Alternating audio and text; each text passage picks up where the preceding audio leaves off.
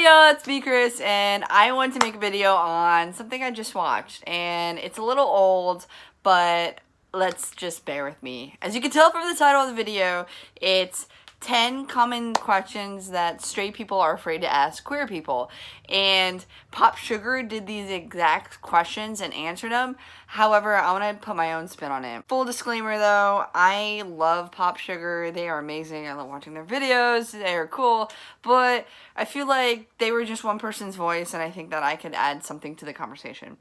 Question number 1. Of course it starts out this way. How does it work in the bedroom? Okay, how it works in the bedroom is, you want to know a secret? It's just like everybody else, with communication and a little bit of like tender love and care. Honestly, like, that's how it works. It's communication. It's, I like this, I don't like this, I'm willing to try this, but let's just, you know, hit the brakes if I'm not feeling it. You know, have that conversation beforehand, like, hey, like, I like to do this, I'm not liking to do this. It's pretty simple, but it's definitely just like everybody else. Question number 2. Why do queer people have so many nicknames? Okay, I'm thinking that they think about, like, you know, like when people call someone a bear, describing like a type of person that they are, and I think it's because I will be the first person to say F labels, but also it kind of helps, but also it's like a huge stereotype, and like people aren't their labels. So why does the queer community like them so much? A, not everyone likes to use them, and B, I personally am not a fan of using the labels because each person is an individual. Question number 3. Why do lesbians like use strap-on in the bedroom when they don't want a dick? I answered this before in my lesbian question video, link in below, but basically I still have the same thought. It's being with the person and then having tools. Also, like, some people, you know, straight, gay, queer, whatever, use strap-ons, and it doesn't affect their sexuality. It's just like what they want, what they like, what they're feeling at the moment. Like, so honestly, it's what they want to do. Like, and some lesbians cannot have sex without it. Some lesbians cannot have sex with it. It's just all preference. Question number 4. Does scissoring feel good? Again, just like my lesbian answer question video, link in below. Some people like it, some people don't. I've tried it. It was cool one time. Tried it again. It was not cool the next time. I mean, you know, do you, boo-boo, but also, like, it's not like the end-all be-all. You don't have to be scissoring expert to be a lesbian or a queer woman or a queer anything. Do you, boo-boo. Now it's getting serious. Question number 5. Are queer people portrayed in the media correctly? Hold the brakes. I do not agree with this. I do not think so. I don't feel like the media portrays queer people respectfully, and I don't think that the media portrays them correctly. Now, this is my story. I'm sure that some people resonate with that, you know, gay character, or the gay secondary character, or whatever, or the gay, you know, don't tell Simon. But however, the reason why I don't agree with this is because every time I've watched this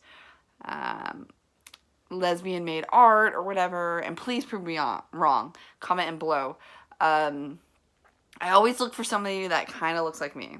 Like, we exist, right?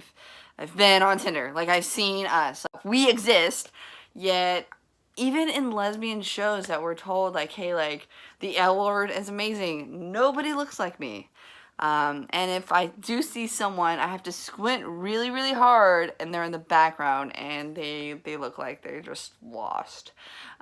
So that's why I'm not a fan of the media portraying queer people. I think it's getting better. However, we have strides, but I'm excited to where we're going. Number 6. Does the media portray queer people's coming out story? Does the media portray anything correctly? Question 7. Do you think that flamboyant gays hurt or help the reputation of the queer community? Neither. I don't think flamboyant gays either help or hurt. Honestly, do you, boo-boo? It's who you are. If you're being authentic, be you, do you. I don't want anybody to ever change and think, oh, am I hurting, people? Because then, yes, you are out of the closet, but then you have to be back in the closet for how you act. That makes no fucking sense to me. So, how I think that is they don't help or hurt. Just as long as you're being you, your authentic self, do you, boo boo. Okay? Okay. Number 8. Why do lesbians shun bi women? Because phobias, whether it's biphobia, transphobia, any phobia really, isn't like contained to just straight people. So like, okay, so we have this like gay population, right? And we think that it's all happy dogs and puppy tails and rainbows, just like chilling.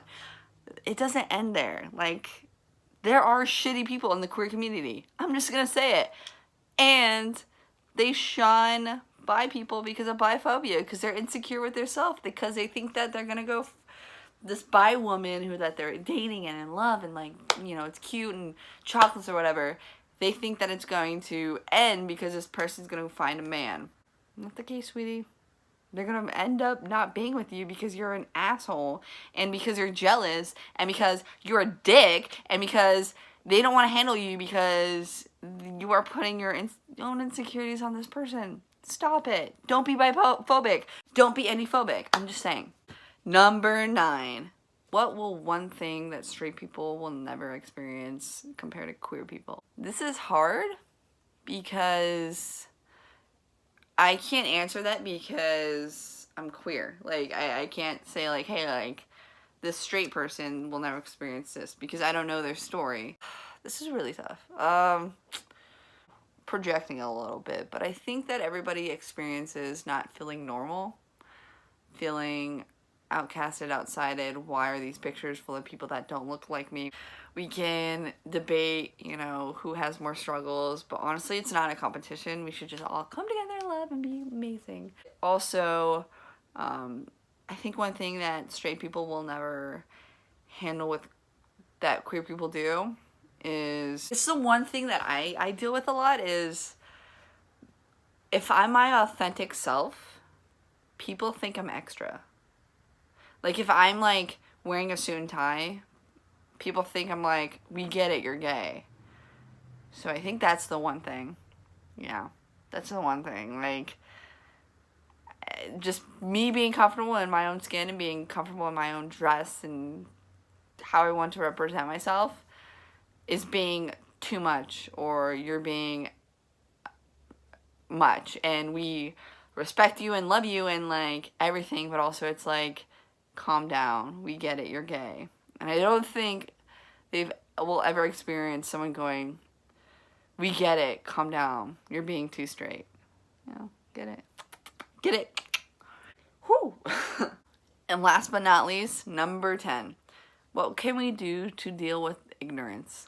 These conversations, these videos, if you're too uncomfortable to talk to, like, say, a queer friend of yours or a queer roommate, classmate, whatever, ask me, talk to me. I'm an open book. I like having these conversations. And I think that we break ignorance. I can't talk. I think we break ignorance by having these conversations. Walking in and going, hi, I'm going to be uncomfortable during this. Me too, but we need to learn about each other so we can, like, hug it out. Get it? Let's have more of these conversations. I really like these. Thank you for watching, and I appreciate you. If you want to, like, ask me anything, comment below. Love y'all, and let me know, like, hey, I wanted you to do this video. I want you to do that. I want you to talk about this. I don't like this. Let me know, because, yeah, y'all are amazing, and thank you. Bye. Rainbow flag. I made this at a wine and paint thing. That thing right there, the galaxy thing. That's a paint by stickers where you just stick on it. That's latch hook. That's a map that I put pins on when I go places. Map of Mount Charleston. You get the gist. Like, that's my shit.